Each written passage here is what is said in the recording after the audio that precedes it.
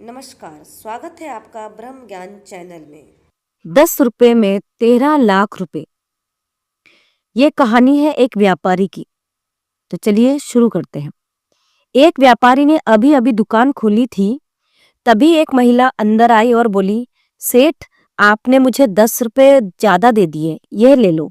व्यापारी ने उस बेचारी को प्रश्नवाचक दृष्टि से देखा, मानो उसकी आंखें पूछ रही हो, मैंने तुम्हें 10 रुपए कब दे दिए? महिला बोली, कल शाम को जब मैंने आपसे सामान खरीदा था तब तुम्हें 100 रुपए दिए। सामान 70 रुपए का था और आपने मुझे 30 रुपए की जगह 40 रुपए दे दिए। व्यापारी ने 10 रुपए माथे पर लगाए, फिर उन्होंने अपने कैश बॉक्स में वापस रख दिया और कहा, बताओ आंटी, सामान खरीदते समय तुम खूब मोल भाव कर रही थी, 5 रुपए कम करने के लिए खूब बहस कर रही थी और अब ये 10 रुपए वापस करने आई हो। महिला ने जवाब दिया, कीमत करना मेरा अधिकार है, लेकिन एक बार सौदा पक्का हो जाने के बाद सामान के लिए कम दाम देना पाप है। व्यापारी बोला, लेकिन क्या तुमने कभी कम पैसे दिए हैं? तुमने तो पूरे पैसे दिए थे। ये 10 रुपए गलती से तुम्हारे पास चले गए होंगे। अगर तुम रख भी लेती तो मुझे कोई फर्क नहीं पड़ता। महिला बोली, हो सकता है तुम्हें इससे कुछ फर्क ना पड़े, लेकिन मेरे मन में यही सवाल था कि मैंने जानबूझकर तुम्हारे पैसे ले लिए, इसलिए मैं कल रात इन्हें वापस करने आई थी, लेकिन उस समय आपकी दुकान बंद हो गई थी। व्यापारी ने आश्चर्य से महिला को देखा और पूछा, तुम कहाँ रहती हो? उसने कहा, मैं सेक्टर 8 में रहती हूँ।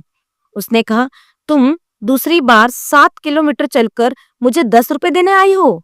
महिला ने सरलता से उत्तर दिया, हाँ, मैं दूसरी बार आई हूँ। मन की शांति के लिए ऐसा करना पड़ता है।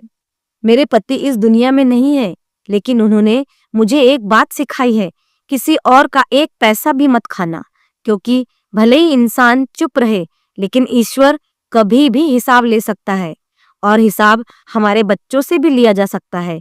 इसकी सजा मिल सकती है। यह कहकर महिला चली गई। व्यापारी कुछ सोचने लगा।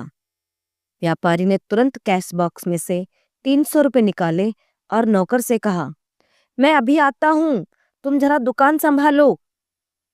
व्यापारी बाजार में एक दुकान पर पहुंचा। दुकानदार को 300 रुपए देते हुए कहा, प्रकाश जी, यह लीजिए आपके 300 रुपए। कल जब आप सामान खरीदने आए थे तो आपने बिल ज्यादा दे दिया था। प्रकाश जी मुस्कुराए और बोले, मैं ज्यादा दे दिया था? आप मुझे दोबारा दुकान पर आने दे सकते थे, लेकिन आप इतनी सुबह सुबह 300 रुपए देने आ गए। व्यापारी बोला, आप फिर कब आते? अगर मैं तब तक मर जाता तो क्या होता? तुम्हें पता ही नहीं था कि मेरे पास आपके 300 रुपए है ना, इसलिए देना जरूरी था। पता नहीं भगवान कब न्याय मांग ले और इसका खामियाजा मेरे बच्चों को भी भुगतना पड़ सकता है। व्यापारी तो चला गया, लेकिन प्रकाश का मन व्याकुल हो गया, क्योंकि 10 साल पहले उसने एक दोस्त से 3 लाख रुपए उधार लिए थे, लेकिन पैसे लौटाने से पहले ही उसका दोस्त मर गया था।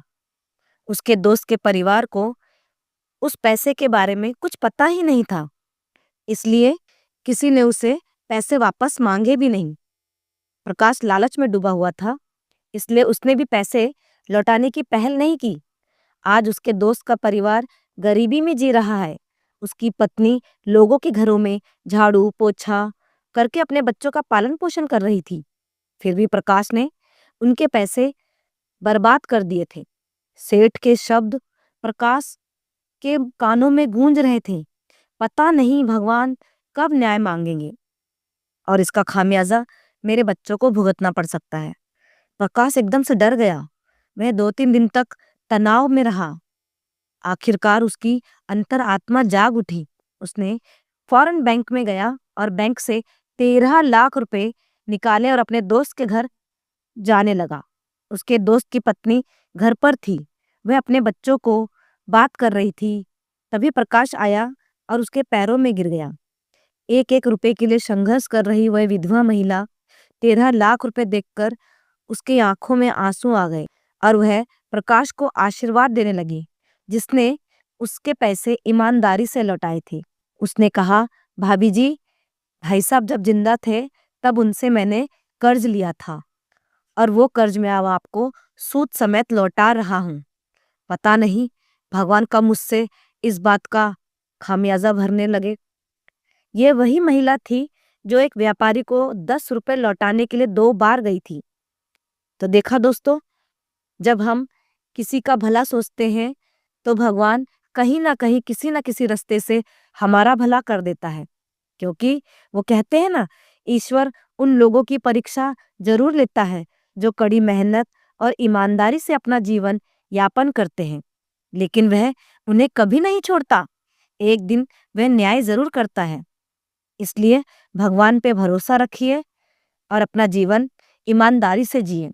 इसी के साथ ये कहानी यहीं समाप्त होती है। तो मिलते हैं अगली कहानी में। आपको कहानी कैसी लगी प्लीज कमेंट बॉक्स में जरूर बताइएगा। और जिन्होंने भी हमारा चैनल सब्सक्राइब नहीं किया है तो प्लीज हमारे चैनल को सब्सक्राइब कीजिएगा, लाइक कीजिएगा और अपने परिजनों को ये कहानी जरूर शेयर कीजिएगा। तब तक के लिए धन्यवाद।